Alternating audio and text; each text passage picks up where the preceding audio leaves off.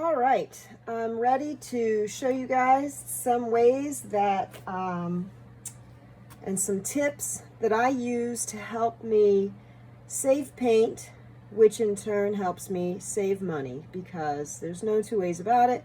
Paint is expensive, and the farther we can make it go, the better we are. So the first thing is I have an old cafeteria tray. You can see I've been using this at my painting table for a while. And and you can get these, yard sale, your cabinet, the one that you never use. And I think an old cookie sheet would probably work too. It might rust over time, that's the problem. So I use a plastic tray. And then what I also have is I have a roll of shop towels. Now these I buy at, you can buy it in an auto parts store, you can buy it at box stores like Target and Walmart. Some Costco's carry it. They're paper towels, but they're thicker, stronger, and more absorbent than your typical white paper towel that's single use.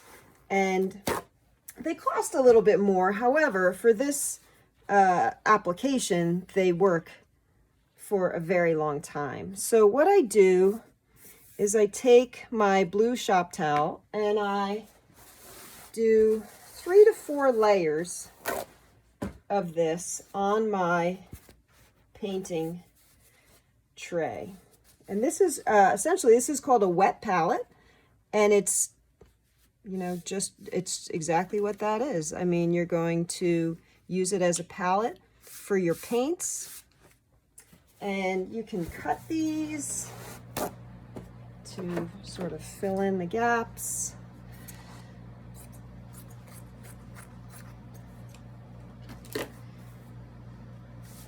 I like to get it right out to the edge. And I actually just threw away the shop towels that were on there, which is what prompted me to make this video. Since I was making a new setup anyway, I figured I could show how this works. So now I've got 3 to 4 layers in most places.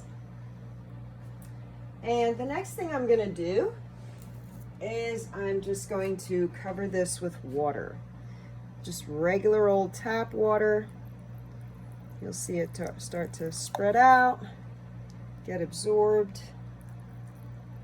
into the paper towels. You want it to be nice and wet.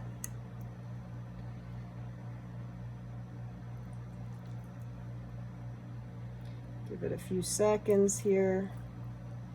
It should make its way out to all of the various sections. And you push down, you get it down into the corners.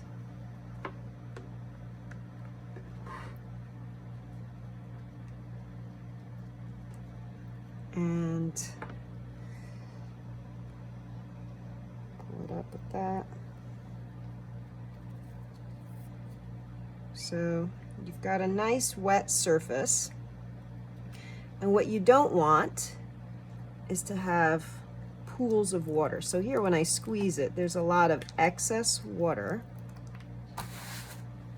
So all you have to do is, and normally I would do this over a sink, but rather than move my camera around a bunch of times, I'm just going to drain this back into my water pitcher.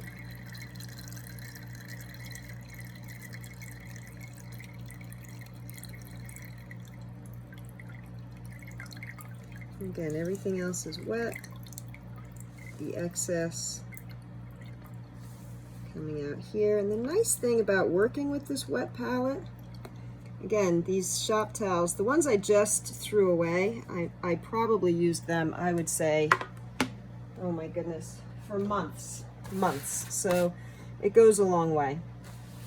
All right, so now I've got a wet palette, and I'm going to take some parchment paper. Now I get this at Costco. You can get it at any grocery store. It's what you would cook on. It's just parchment paper. You can also, if you already have it, you can also use tracing paper. I find parchment paper is probably the cheapest cheapest alternative for this process. And so now I have a wet palette, and the beauty of the wet palette is the water doesn't come up through the parchment paper. However, the humidity keeps your paints moist. So if you were painting, you got hungry, you want to stop and go have lunch, you can go have lunch. If you get a phone call, if you need to go and run an errand or anything like that, it will stay wet. And it can stay wet for, you know, half a day, depending on your paints. If you're worried about it drying out, you can always cover it with another tray upside down. But it stays for hours. I've used one for an entire day, and the paint that I put on there first is still wet maybe 6 or 8 hours later towards the end of the day. So that's my money-saving tip number 1. If you use a wet palette, you will waste less paint because it will not dry out on you. Now, money-saving tip number 2. I have selected 5 colors of paint. And we know paint can be expensive, especially once you start buying the better quality paints, even student grade paint. It's money, right? So I look at this assemblage of colors that I've selected here, and let's say, you know, I want to make a painting. I'm running low on colors of paint. This is what I have. So I'm going to show you how you can get a little more out of this than you might imagine. So I personally, you know, I don't think these colors are particularly appealing together.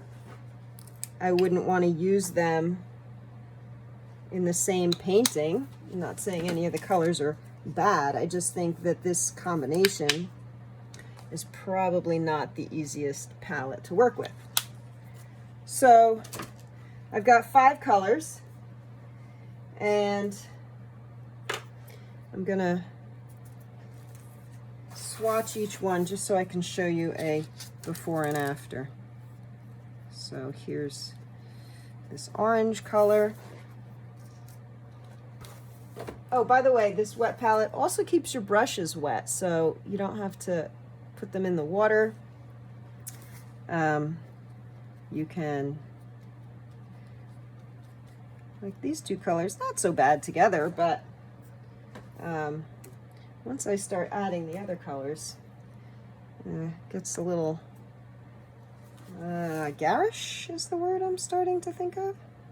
Okay, and again, I don't know the names of these colors, but I'm sure you could easily find colors in your collection. Oops, I think I need a new brush there.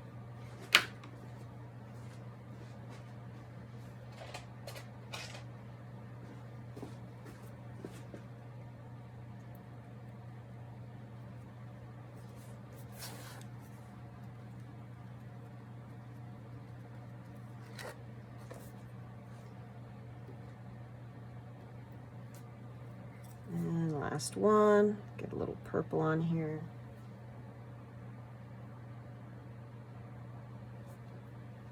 All right, and there we have it. That's what we're starting with. Those are our colors. So if I don't want to go out and buy more paint, because it is expensive, I could take a little of each one of these.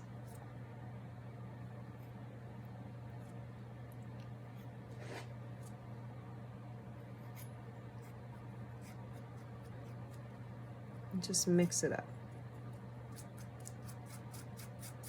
It will almost always look like mud. Right, the same color as the dog's dinner. That usually super appealing. And now I'm going to take this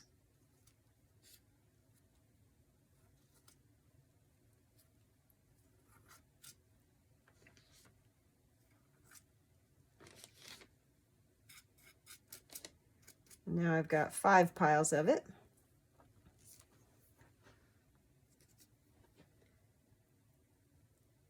I'm going to add some orange.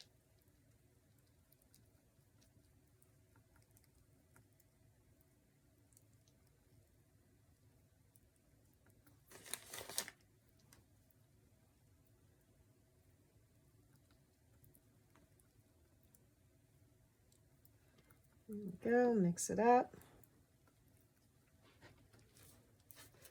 And now this orange is now this color. And this here. Now this magenta, right, I'm going to mix that in here.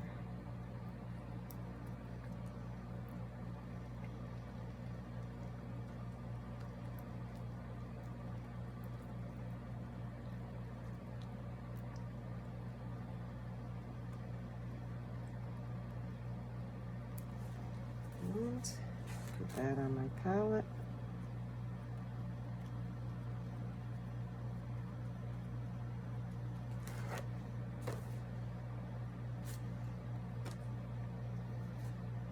Grab this yellow. Let's mix this up.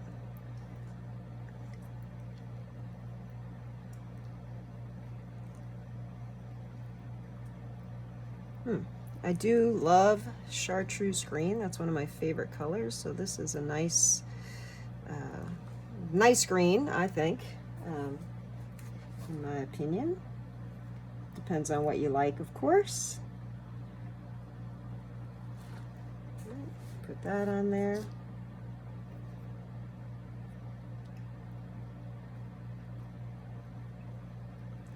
Get our last one.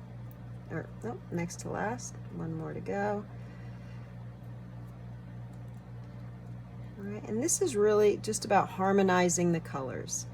Standing alone, they each were maybe bright, they could be each overpowering, but when you mix it like this, now that one didn't shift a whole lot, but it's one of the darker values.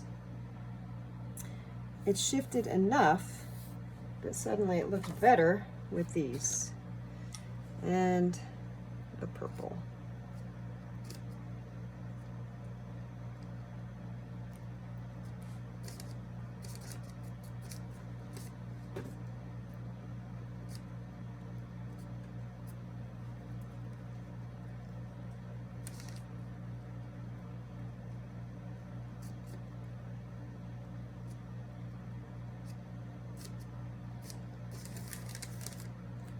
Go.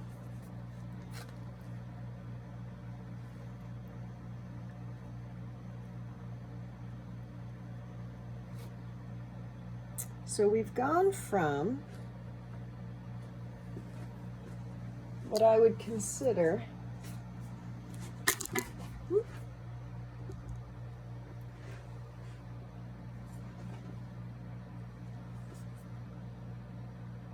a very loud, maybe not so well coordinated combination, to 5 colors that if you used them together along with black and white, you would have a more harmonized palette. Now I could add, let me add a little more orange to this first one. See if I could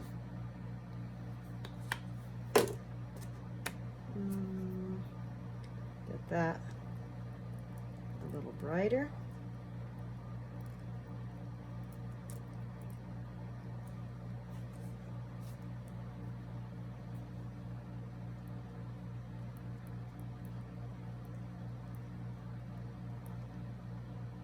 And all of a sudden, to me, this seems almost like a nice fall palette. Right? You've got the evergreen colors, and then you've got the shades. You would start to get this, not so much. Now, the other thing about this, often when we're especially working in the abstract, a nice thing to add is some grays to your work. And you could use black and white. I'll add a little black here. Oops. New paint.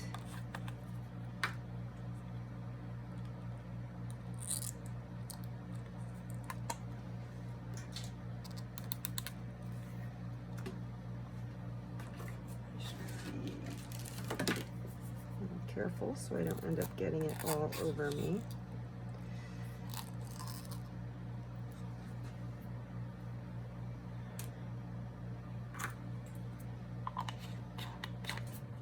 And I like to use golden black. It's just super opaque, and even though it's more expensive than buying other blacks, there's so much pigment in it that it really does go a very long way.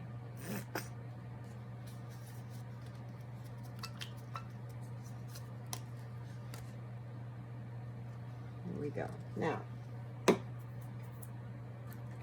take a brush.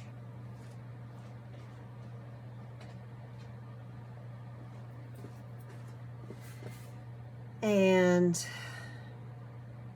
you can take, you don't need much black to get a nice simple gray.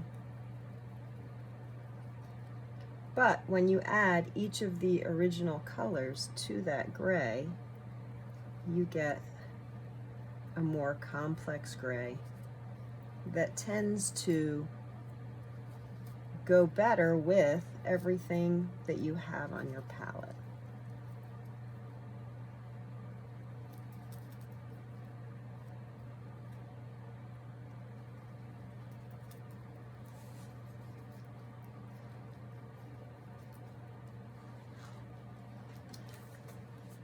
So here is a gray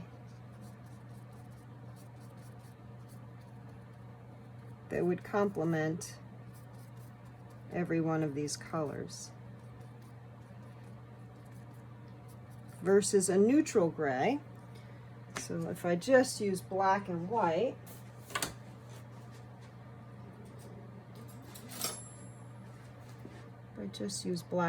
so here's a little white, dot of black,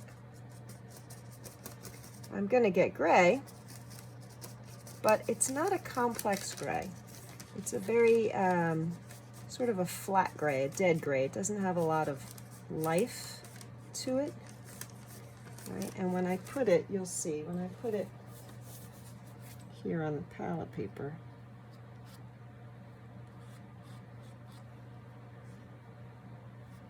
it's a neutral for sure, but it doesn't have the same complexity. So if I put it next to this color, right, it sort of deadens it, as opposed to using this. And I can lighten that up.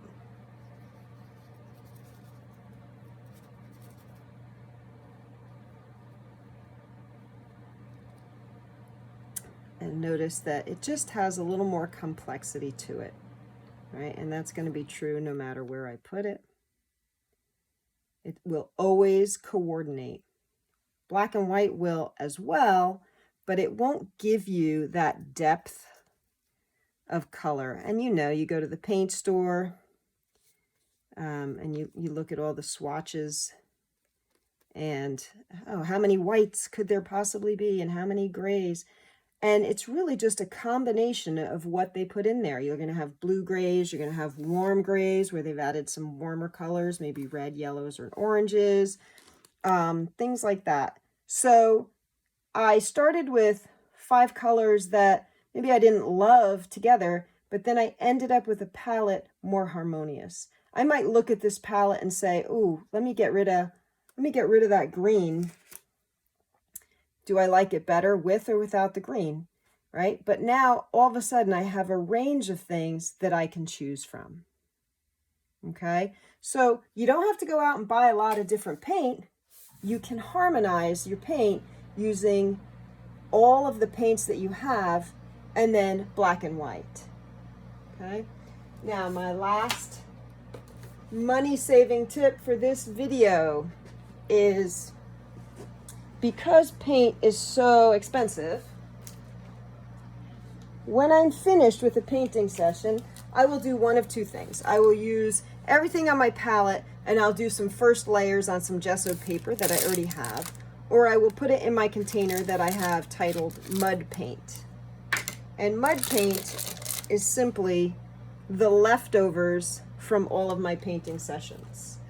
Okay, now what happens with mud paint, actually let me just show you what happens when I use the mixture of all the 5 paints along with white, because that's also very interesting. I have this little pile of white here. So if I took a little bit of these 5 colors, and I mean a very little bit, right here it is, even not that much, and if I mixed it in here with this white, I now have not a stark white, and this is titanium white that I started with, right? You can have zinc white, whatever. This is a nice light value, but it's a nice complex white. You can make it even lighter. Let's try that. Let's add a little more white. And you will have the perfect white. Whoa, that was a little more than I expected. Squeezed that with a little too much gusto, right? You will have the perfect white to go with your work. It will have a tiny bit of each of those colors in it. So now you've got a nice light value. Some of these are still a little wet. Have a nice light value.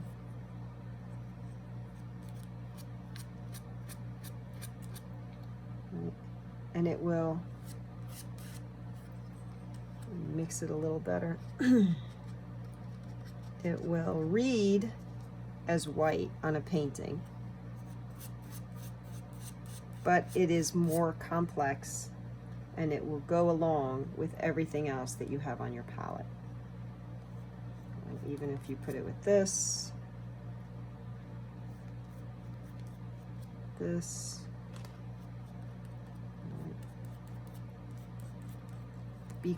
each of these colors exists even in a trace amount, it becomes more harmonious in the palette.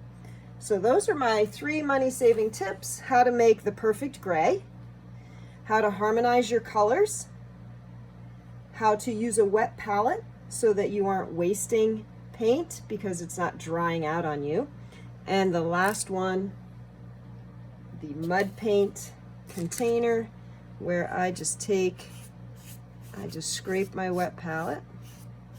Now the parchment paper, I don't ordinarily reuse that. I will reuse the shop towels. These shop towels, again, will last me for months. But I won't necessarily reuse the palette paper. There are times, you know, I used only a tiny little corner, and so, you know, going forward I will use up the rest of it. But it's just really about using the creativity, because we love the creativity. We love to paint, we love to make our art, but there are ways that you can do it so it's a little more affordable. Because I know there are a lot of people who, they don't like to paint in layers because it uses so much paint. And in a different video, the next one that I have coming up, I'm going to show you how you can stretch paint even farther. So here's my mud paint. I'll mix it in there with all the other colors that I have.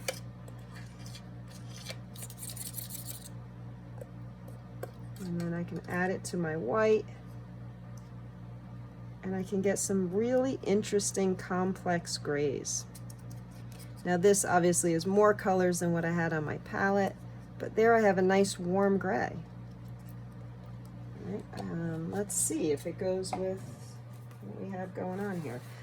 This is a very different gray than what we had before. This is our dead gray, so this is a lot warmer than our dead gray. All right, this is the one that we made using the other colors. There you go. Right, much warmer than what we had going on before. And if that's what you're looking for, if you need a warm gray, you know, keep a mud paint jar. Highly recommend it. And then you can end up really increasing your range, saving your paint so you don't feel like you're so wasteful at the end of a paint, especially like you're tired and you don't want to paint anymore and oh no, I have all this paint, and then we get ourselves into trouble because we keep painting because we don't want to waste it, and that's when we either overwork a painting or we go a little too far and ruin it. But that is those are my tips for today. I hope you found something useful in this video, and if you aren't subscribed already, you can go to ClaudeLarsonArt.com, subscribe to my newsletter, and I will be sending these videos out as I make them. So that website is ClaudeLarsonArt.com. You can also subscribe through YouTube, but getting the newsletter, you'll also get blog posts, different art processes, tips, techniques, and any of my upcoming workshops. You'll get information about that as well too. Okay, thanks so much. Have a great day.